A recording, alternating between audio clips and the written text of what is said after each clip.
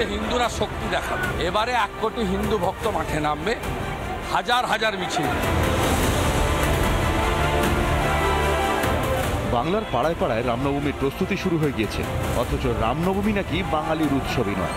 বামেদের কথা শুনলে ঘোড়াও ভাসবে।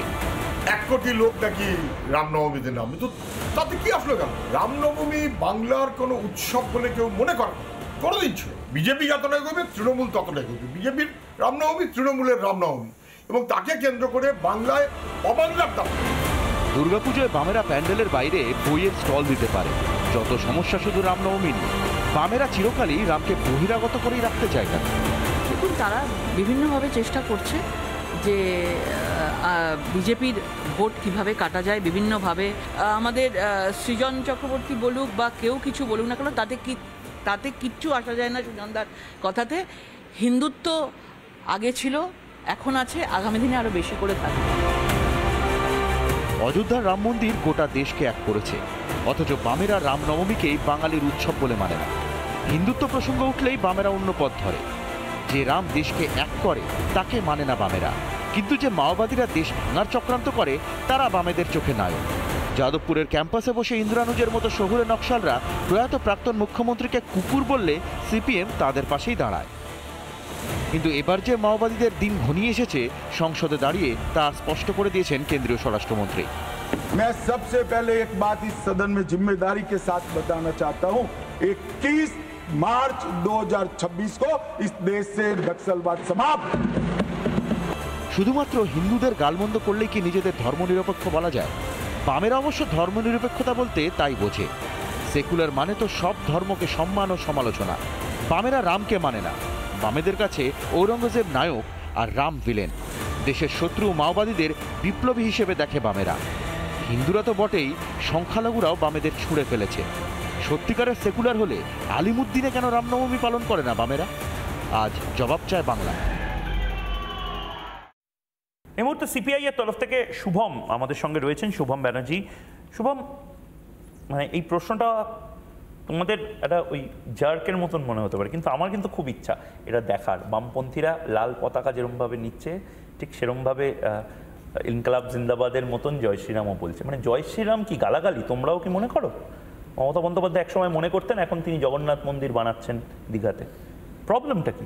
তুমিও তো হিন্দু বাড়ির ছেলে, তুমিও তো ভারতবর্ষেই জন্মেছো।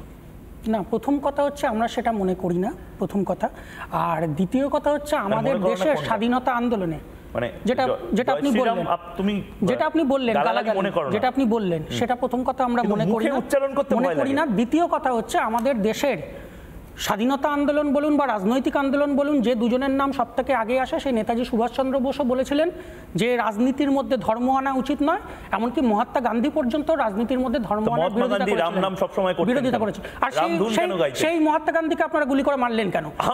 সাভারকার গুলি করে মারলো কেন? আপনারা সারাক্ষণ এই চ্যানেলে যে দলের হয়ে ওকালতি করেন, সেই দলের থিওরিটিক্যাল ফাউন্ডার যিনি, সেই সাভারকার সরাসরি চক্রান্ত করে, একদম একদম নাথুরাম গডসের সাথে সাভারকারের এত ছবি, নাথুরাম গডসে এবং নারায়ণ আপ্তের সাথে সাভারকারের এত ছবি, সেই নারায়ণ আপ্তে যুক্ত ছিল কি ছিল না? আমিও ইনফ্যাক্ট একটা সময় জানতাম যে মাওবাদীদের থেকে বুদ্ধবাবুদের আলাদা একটা সম্পর্ক আছে।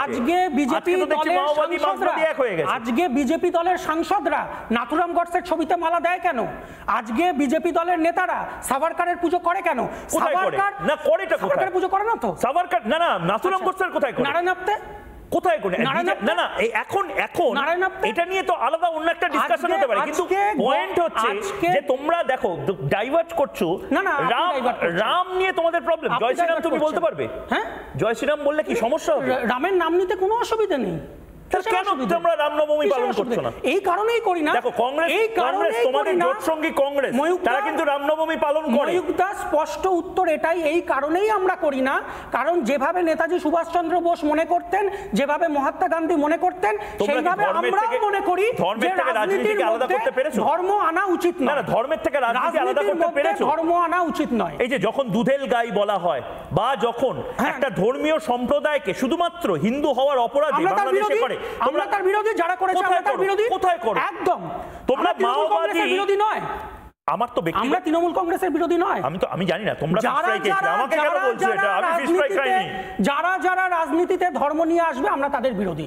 CPM, CPI, forward block, RSP এবং অন্যান্য দল তারা একটা সময় নওশাদ সিদ্দিকী এবং আব্বাস সিদ্দিকীর সাথে ছিল।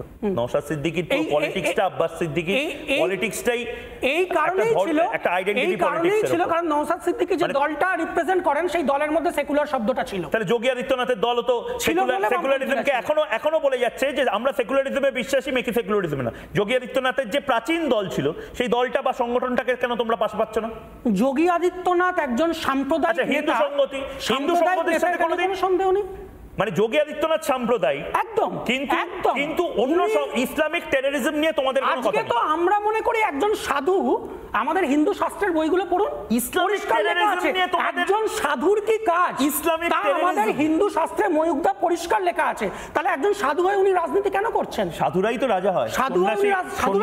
অবশ্যই সাধুরা কবে রাজা? যুগে যুগে সন্ন্যাসীরা, চাণক্য নিজে রাজা হননি, যুগে সন্ন্যাসীরাই রাজা হয়েছে। চন্দ্রগুপ্ত মৌর্যকে সম্রাট করেছিলেন। তোমাদের সমস্যাটা কি যোগী আদিত্যনাথ পলিসি নিয়ে? চাণক্য একটা ছোট বাচ্চাকে চন্দ্রগুপ্ত মৌর্যকে বড় করে সম্রাট করেছিলেন। চাণক্য নিজে সম্রাট হতে যাননি। সাধুরা কোনোদিন সম্রাট হয় না, সাধুরা কোনোদিন রাজা হয় না। আচ্ছা আমাকে না রাজা তো হয়, কিন্তু আমাকে একটা কথা বলো, তুমি ঘুরে ফিরে সেই একই জায়গাতে আসছি, সব বুঝলাম, কিন্তু রামনবমীতে সমস্যা কোথায়? দুর্গাপুজোতে তো তোমরা বসো। ওই যে বললাম সমস্যাটা একটাই জায়গায়, মানে দুর্গাপুজোতে আমরা বই বিক্রি করব, আমরা টি-শার্ট বিক্রি করব, আমরা রামনবমীর মিছিল আটকাবো না, সমস্যাটা একটাই জায়গায়। এই রামনবমীর নামে হিন্দু ধর্মকে, হিন্দু শাস্ত্রকে যদি কুঠারাঘাত করা হয়, তার করছে এই যে বিজেপি দল করছে। বিজেপি কোথায় করছে? বিজেপি রামনবমী কি শুধু বিজেপির নাকি? রামনবমী তো তোমারও হওয়া উচিত ছিল। আজকে হিন্দু শাস্ত্রে ময়ুকদা, আপনি যে কোনো হিন্দু শাস্ত্রের বই দেখে নিন, সেখানে স্পষ্টভাবে বলা আছে যে কোনো হিন্দু, বিবাহিত হিন্দু, সে তার স্ত্রীকে ছাড়া কোনো ধর্মীয় কাজে বসতে পারে না। তাহলে কেন নরেন্দ্র মোদী, যশোদাবেন মোদী জীবিত থাকা সত্ত্বেও তিনি এই ন্যারেটিভগুলো তোমাদের থাকতে পারে, কিন্তু তুমি ঘুরে ফিরে সেই একই। আরে তোমরা এত যখন ভালো, তাহলে if you are a good Hindu, তাহলে তোমরা সেই জায়গাটা প্র্যাকটিস করছো না কেন? কি প্র্যাকটিস? কারণ আমরা রাজনীতি করছি, তাই রাজনীতিতে আমরা ধর্ম আনার। তাহলে ইসলামিক টেররিজম নিয়ে তোমরা কেন কথা বলছো না? কে বলছে? মোহাম্মদ ইউনূসকে নিয়ে তোমাদের স্পষ্ট অবস্থান কি? কোনটা? একদম বাংলাদেশের কমিউনিস্ট পার্টি এবং ভারতেরও বামপন্থী দলগুলো বাংলাদেশে যারা সংখ্যালঘু অর্থাৎ হিন্দু তাদের পক্ষে। তাহলে চট্টগ্রাম মাঙ্গে আজাদি কেন বলছো না? প্রীতিলতা ওয়াদেদারের ভূমিতে মৌলবাদীদের ঠাঁই নেই। চট্টগ্রামে যেখানে সবথেকে বেশি হিন্দুদের মৌলবাদীদের ঠাঁই নেই, এটা বলতে অসুবিধা নেই। সেই চট্টগ্রামে সবথেকে বেশি হিন্দুদের পাশে দাঁড়িয়েছে, সংখ্যালঘুদের পাশে দাঁড়িয়েছে বাংলাদেশের কমিউনিস্ট পার্টি। দেখতে যান। চিন্ময় কৃষ্ণ প্রভুকে নিয়ে তোমাদের কতগুলো পোস্টার পড়েছে সিপিআই। আরে ওখানে বাংলাদেশের কমিউনিস্ট পার্টি, বাংলাদেশ সমাজতান্ত্রিক দল, বাসদ মার্ক্সবাদী, তোমরা সেখানকার সংখ্যালঘু বাই দ্য ওয়ে তোমরা এক্সপোজড হয়ে যাচ্ছ না তো? একদমই না। চিন্ময় কৃষ্ণ প্রভুকে নিয়ে তোমরা কোনো কথা বলছো না, প্যালেস্টাইনকে নিয়ে কথা বলছো। চিন্ময় কৃষ্ণ প্রভু বাংলাদেশে, এই তোমরা নিকারাগুয়া, ভেনেজুয়েলা, হন্ডুরাস, হনুলুলু সব কিছু নিয়ে কথা বলছো। ওর ব্যাঙের মতো দেখবেন না, নজরটাকে একটু বড় করুন। আচ্ছা বড় করে কি দেখব? বাংলাদেশে একটু দেখুন, তাহলে দেখতে পাবেন বাংলাদেশের সংখ্যালঘুদের জন্য বাংলাদেশের কমিউনিস্ট পার্টি, বাংলাদেশ সমাজতান্ত্রিক দল, বাসদ মার্ক্সবাদী তারা কিভাবে লড়াই করছে। তোমরা কি করছো? তোমরা যারা কি বর্ডার পেরিয়ে বাংলাদেশে ঢুকে লড়াই করব না? ঠিক কথা, ঠিক কথা। তাহলে ইরাকের সময় কি করেছিলে? সাদ্দাম হোসেনের জন্য তোমরা আমেরিকান সেন্টারের সামনে গিয়ে হাবিত্তেজ করেছিলে কেন? সে তো আমরা আজকে প্যালেস্টাইনের উপর ইসরায়েল যেভাবে আক্রমণ করছে, প্যালেস্টাইন ইরাকে যেতে পারো, মানুষকে মারছে, বাংলাদেশের জন্য যেতে পারো। বাংলাদেশ হাই কমিশনের সামনে গিয়ে তোমরা কেন বলো? কে বললো? আজকে আপনি কিছুদিন আগের কথা, এআইএসএফ, পিএসইউ, ডিএসও, আইসা, চারটে বামপন্থী ছাত্র সংগঠন একসাথে মিছিল করেছে বাংলাদেশের সংখ্যালঘুদের দাবি কি ছিল? মোহাম্মদ ইউনূসের পদত্যাগ চাই, দাবি ছিল একদম না। ইন্টারিম সরকার তারা গণতন্ত্রের উপর আক্রমণ করছে, সেটা আমরা ব্যালেন্স করেছিল, সেটা আমরা বলেছিলাম। তোমরা ব্যালেন্স করেছিলে, এখনো তুমি ব্যালেন্স করতে পারো। আমরা বাংলাদেশের সংখ্যালঘুদের পক্ষে স্লোগান দিয়েছিলাম, বাংলাদেশের সংখ্যালঘু কারা? হিন্দুরা মুখে উচ্চারণ করতে পারো না। কতবার বলবো হিন্দু শব্দটা মুখে উচ্চারণ করতে সমস্যা। বলেছি একটু আগে 3 বার বলেছি হিন্দু। আপনি যদি না শোনেন কিছু করার নেই, 3 বার বলেছি হিন্দু।